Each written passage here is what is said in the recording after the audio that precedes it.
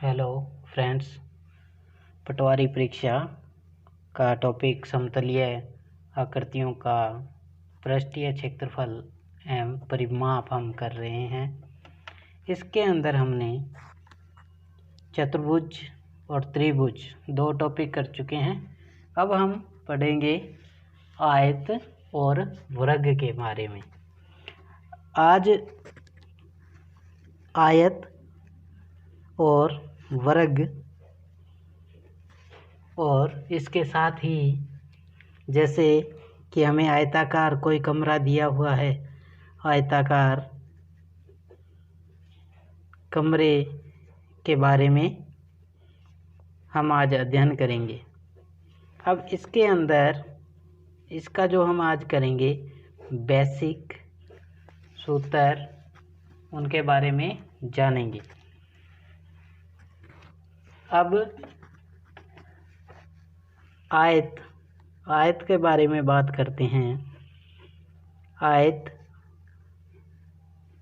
आयत जिसकी ऐसा बहुभुज जिसकी आमने सामने की जो भुजाएं हैं वो समान होती हैं, आयत होता है। यानी कि लंबाई, चौड़ाई और ये लंबाई दोनों बराबर होगी और चौड़ाई का मान भी बराबर होगा। अब आयत के अंदर इसका परिमाप कैसे ज्ञात करते हैं?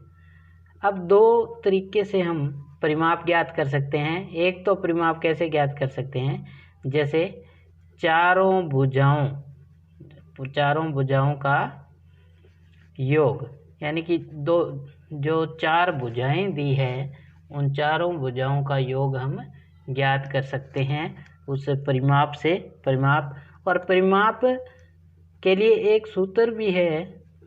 अगर हम वैसे न करना चाहें तो सूत्र से भी हम सीधा कर सकते हैं। 2 इंटू लंबाई प्लस चौड़ाई, ऐसे भी हम इसको कर सकते हैं। अब होता क्या है, देखिए लंबाई प्लस चौड़ाई, 2 बार लंबाई आई है प्लस 2 बार चौड़ाई। तो ऐसे हम कर सकते हैं कि अगर आप इसका सूत्र निकालना चाहें, लंबाई प्लस चौड़ाई प्लस फिर लंबाई प्लस चौड़ाई।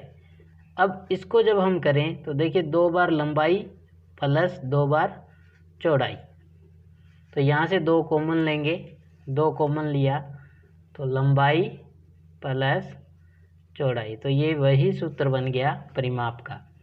अब इसका आयत का क्षेत्रफल की बात करें। आयत का क्षेत्रफल का सूत्र होता है लंबाई इंटू चौड़ाई। लंबाई का मान दिया हो, चौड़ाई का मान दिया हो, तो हम इसका आयत का क्षेत्रफल ज्ञात कर सकते हैं। अब हम बात करते हैं वर्ग के बारे में।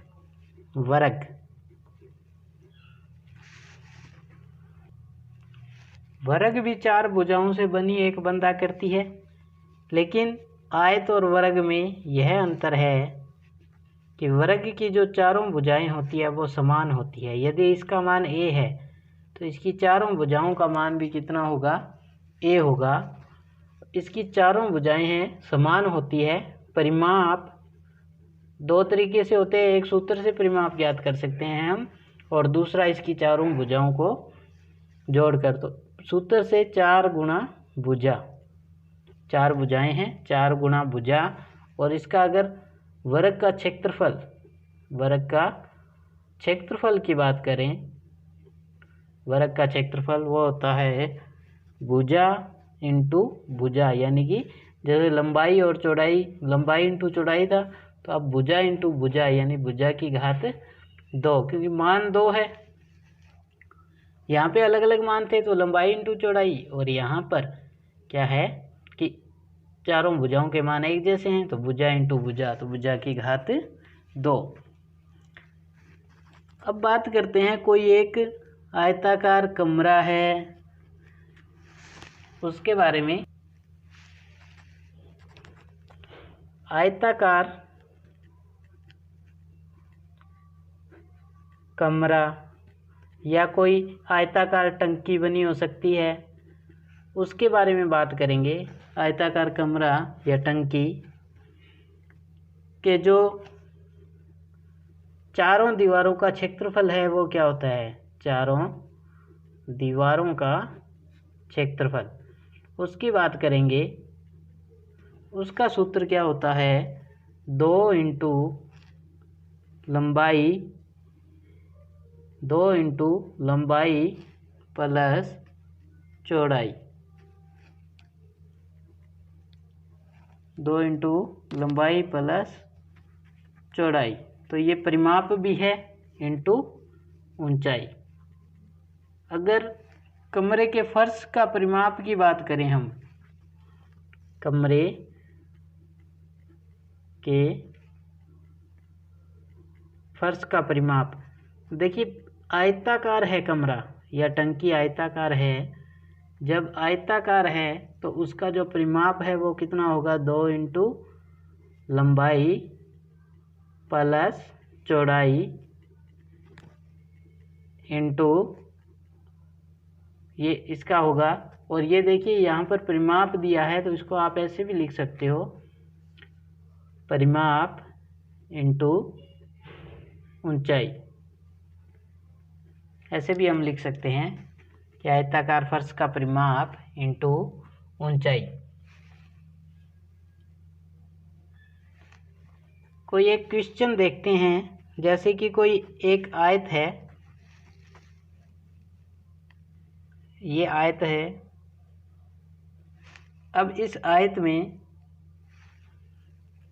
इसकी जो लंबाई है वो दे दी 40 मीटर और चौड़ाई का मान दे दिया, वो दे दिया 20 मीटर।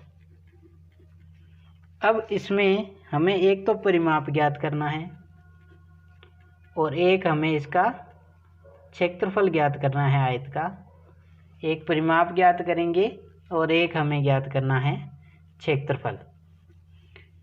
परिमाप हम दो तरीके से ज्ञात कर सकते हैं, एक तो सभी भुजाओं को जोड़ दो या एक सूत्र से। अब देखिए यहाँ पे ये 40 मीटर है तो इसके सामने की भुजा भी बराबर होगी, तो ये 40 मीटर। चौड़ाई ये 40 मीटर है तो इसके सामने की भुजा भी 20 मीटर है, तो ये भी कितनी हो जाएगी, 20 मीटर हो जाएगी। अब देखिए परिमाप करना है, या तो इनको जोड़ दो, 40 20 60, 40 100 और 120, या तो इनको जोड़ के कर लो परिमाप, या फिर आपके पास सूत्र है 2 इंटू लंबाई प्लस चौड़ाई। ये सूत्र है 2 इंटू लंबाई का मान 40 प्लस 20 मीटर में है, 40 20 60 इंटू 2 120 मीटर। आप कैसे भी इसका परिमाप ज्ञात कर सकते हो। क्षेत्रफल, क्षेत्रफल का सूत्र, आयत का जो क्षेत्रफल होता है, आयत का क्षेत्रफल का जो सूत्र होता है लंबाई इंटू चौड़ाई। ये आयत के क्षेत्रफल का सूत्र है लंबाई इंटू चौड़ाई। तो दोनों को गुणा कर देंगे, 40 मीटर इंटू 20 मीटर। अब देखिए कई बार सोचते होंगे कि आयत के क्षेत्रफल में मीटर की घात 2 ही क्यों आता है। तो देखिए ये मीटर की घात 1 और मीटर की घात 2, तो कितना हो जाएगा, मीटर की घात 2, 1 और 1 2, तो गुणा कर देंगे 0 0 8, 800 मीटर की घात 2। तो ये हमारा आंसर होगा।